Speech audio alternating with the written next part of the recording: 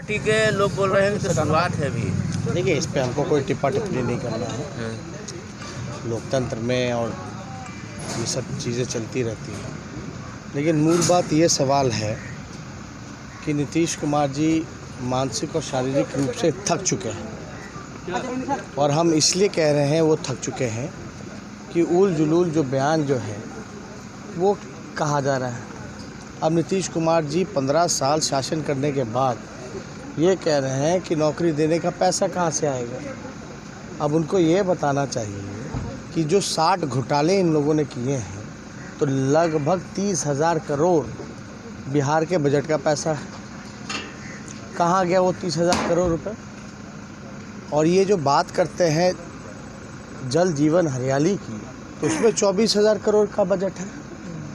उसमें भी जो है पूरी तरीके से धांधली और भ्रष्टाचार हो रहा है। और आरटीआई से ये जानकारी मिली कि अपना चेहरा चमकाने के लिए इन्होंने विज्ञापन पे 500 करोड़ रुपए खर्च किया।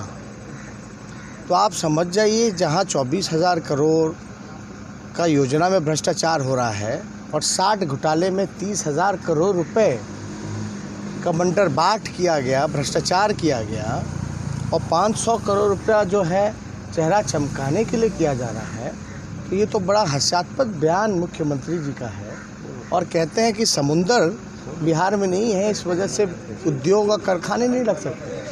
ठीक है, लोकतंत्र में चुनाव में हार जीत चलती रहती है, लेकिन मानसिक तौर पे और शारीरिक रूप से इस प्रकार से थक चुके हैं मुख्यमंत्री।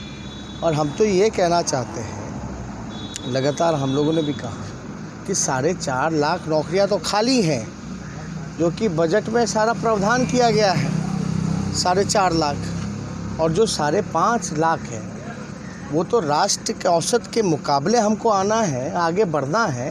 वो 5.5 लाख नौकरियां हमको देनी है। ये तो नीति आयोग का रिपोर्ट कहता है। यानी नीतीश कुमार क्या बिहार को पीछे ही ढकेलना चाहते हैं, आगे नहीं बढ़ाना चाहते। तो हम लोग तो इस दिशा में हम लोग काम कर रहे हैं, हमारी बात हुई है, और इच्छा शक्ति हो तो ये पूरे रूप से किया जा सकता है। तो अभी भी कह रहे हैं सभाओं में कि अनुभव की कमी बहुत है, कैसे कर लेंगे? देखिए, हम तो मेरा तो 5 साल का जो एक्सपीरियंस जो रहा वो तो 50 साल का हो गया। डिप्टी सीएम भी बने, हम उप मुख्यमंत्री भी बने, और नेता प्रतिपक्ष भी बने। आप देखिएगा ना, 1985 में पहली बार नीतीश कुमार जी एमएलए बन करके आए थे, और 1990 में वो केंद्र में मंत्री बन गए। कौन सा अनुभव था उनके पास? उस समय तो केवल एमएलए थे। हम तो यहाँ नेता प्रतिपक्ष भी हो लिए और डिप्टी सीएम भी हो लिए 5 सालों में। तो ये जवाब पे ज़्यादा हमको टिप्पणी नहीं करना, लेकिन उस 18 महीने के कार्यकाल में as a deputy chief minister वो बताएं। अगर हमें अनुभव की कमी है तो बीजेपी के लोग 20-20 हेलीकॉप्टर हमारे पीछे क्यों लगाए हुए हैं? हम तो अकेले हैं। क्यों आखिर ये लोगों की मजबूरी है कि एक साथ है? आपको इसलिए ये सारी चीज़ें गैंग का पोस्टर बॉय बता रहे हैं जेपी नड्डा। ये लाइन जो है, अरे भैया, मुद्दे की बात बताना। बोले बिहार को विशेष राज्य का दर्जा क्यों नहीं दिलाया? पटना यूनिवर्सिटी को सेंट्रल यूनिवर्सिटी का दर्जा नहीं दे पाए, बिहार को विशेष राज्य का दर्जा तो छोड़िए, पैकेज भी नहीं दे पाए, विशेष पैकेज भी नहीं दे पाए।